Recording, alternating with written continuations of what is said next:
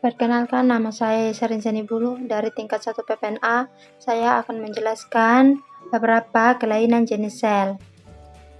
1. Nekrosis. Nekrosis merupakan kondisi cedera pada sel yang mengakibatkan kematian sel-sel dan jaringan hidup.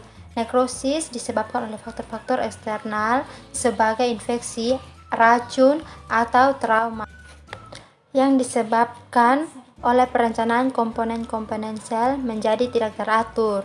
Nekrosis juga terjadi kerusakan membran, litosom, mengeluarkan enzim ke sitoplasma dan menghancurkan sel-sel. Isi sel keluar dikarenakan kerusakan membran plasma dan mengakibatkan reaksi inflamatori. Nekrosis adalah pathway yang secara umum terjadi pada kematian sel yang diakibatkan oleh iskemia, keracunan, infeksi, dan trauma. Bentuk-bentuk nekrosis. Nekrosis leukoaktif 1. Ditandai oleh larutnya jaringan akibat lisis enzimatis sel-sel yang mati. 2. Proses ini biasanya terjadi di otak sewaktu terjadi pelepasan enzim-enzim otak atau litik dari sel-sel yang mati. 3. Nekrosis leukoaktif juga terjadi pada peradangan purulem akibat efek hemolitik leuksis polimorfonuklear pada pus. 4. Jaringan yang mengalami likuefaksi menjadi lunak, mudah mencair, dan nekrosis leukoaktif interotak. 2. Nekrosis lemak terjadi akibat kerja enzim-enzim lipolitik pada jaringan lemak. 2. Proses ini biasanya terjadi pada nekrosis pankreatik akut dan merupakan konsekuensi pelepasan lipase pankreas ke jaringan pankreas. 3. Liposis ditandai oleh hilangnya kontur sel-sel lemak. Nekrosis kaseosa atau perkejuan memiliki baik gambaran nekrosis koagulasi maupun leukoaktif. Biasanya nekrosis ini terjadi di bagian tengah granulomatroplosa yang mengandung bahan seperti Q yang putih atau kekuningan yang merupakan asal nama nekrosis tipe ini. Secara histologis, rangka luar sel utuh, tetapi sebaliknya jaringan juga belum mencair. Atrofi. Atrofi adalah proses adaptasi sel di mana organ atau jaringan yang terbentuk tumbuh mencapai batas normal tetapi kemudian mengalami penyusutan. Atrofi dapat bersifat fisiologis, misalnya pada proses daging atau penuaan, di mana seluruh bagian tubuh tampak mengecil secara bertahap.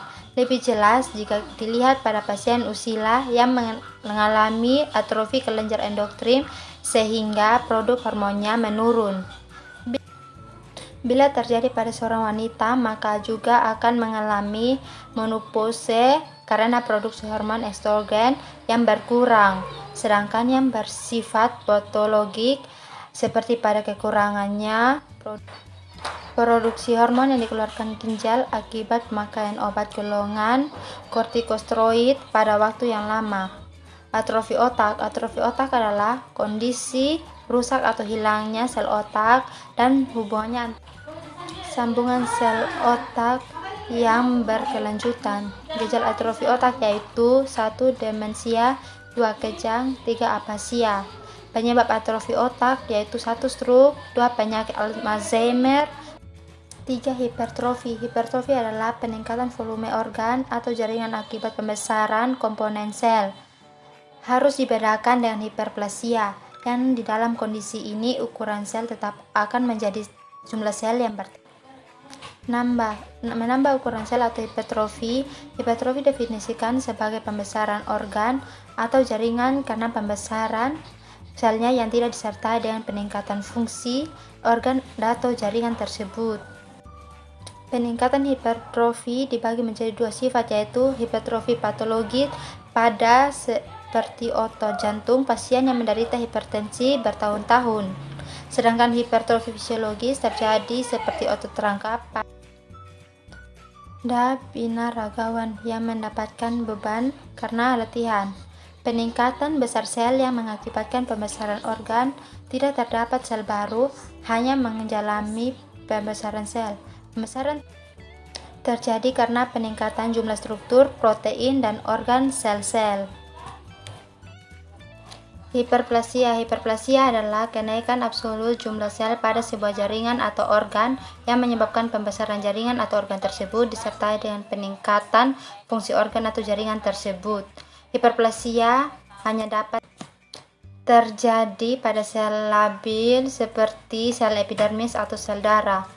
Contoh lain yaitu pembesaran uterus pada saat seseorang wanita hamil sehingga janin dan tumbuh membesar di dalamnya. Tetapi hiperplasia tidak dapat terjadi pada saat sel permanen seperti sel otot, rangka saraf, dan sel jantung. Hiperplasia terjadi karena kenaikan absolut pada sebuah jaringan atau organ sehingga menyebabkan pembesaran jaringan atau organ tersebut dan fungsi organ atau jaringan tersebut juga meningkat. 4. Metaplasia. Metaplasia adalah perubahan satu jenis sel normal menjadi jenis sel normal lainnya. Metaplasia sering terjadi sebagai suatu proses maturasi sel atau sebagai mekanisme adaptasi terhadap stimulus dari luar tubuh. Adaptasi metaplasia adalah proses perubahan sel matur jenis tertentu menjadi sel matur jenis lain. Sebagai contoh, sel epitel torak pada saluran pernapasan. Seorang rokok yang dapat berekspresi diganti oleh sel epitel gepeng berlapis yang tidak dapat berekspresi. Kondisi ini sangat merugikan karena lendir yang merupakan alat proyeksi saluran pernapasan terhadap bakteri, debu, dan benda asing tidak membentuk sehingga saluran pernapasan mulai mengalami infeksi. Metaplasia adalah perubahan sel yang matur jenis tertentu menjadi sel matur jenis lain. Hal ini berarti keturunan dari sel induk yang sedang membela dikhususkan menjadi jenis sel yang melakukan tugas tertentu. Bentuk adaptasi yang terjadi berupa perubahan sel matur jenis tertentu menjadi sel matur jenis lain, misalnya sel epitel torak yang mendapat berekspresi diganti oleh sel epitel gepeng berlapis yang tidak dapat berekspresi yang menjadi pada saluran pernapasan seorang perokok. 5. Iskemia. Iskemia adalah kekurangan suplai darah ke jaringan atau organ tubuh karena permasalahan pada pembuluh darah tanpa pasokan darah yang cukup. Jaringan atau organ tidak dapat mendapat cukup oksigen. Penyebab iskemia yaitu 1. Hilangnya pembekalan darah, aliran arteri atau vena, penghalang mis atau penyakit vaskuler atau ateroma atau plak, bakuan atau trombus atau darah yang lumen. 2. Oksigenasi darah yang tidak memadai oleh karena adanya kegagalan kardiospirasi, kegagalan jantung, dan ARDS atau gangguan pernapasan akut. 3. Hilangnya kemampuan darah mengangkut oksigen, anemia, keracunan, dan karbon dioksida. 6. Trombosis. Trombosis adalah pembentukan gumpalan darah dan tidak normal di dalam pembuluh darah arteri atau vena. Gumpalan darah tersebut dinamakan dengan trombolus. Trombolus adalah pembentukan bakuan pada lapisan dalam atau endotel pembuluh darah. Trombosis dapat menurunkan aliran darah atau secara total menyumbat pembuluh darah. Penyebab trombosis yaitu 1.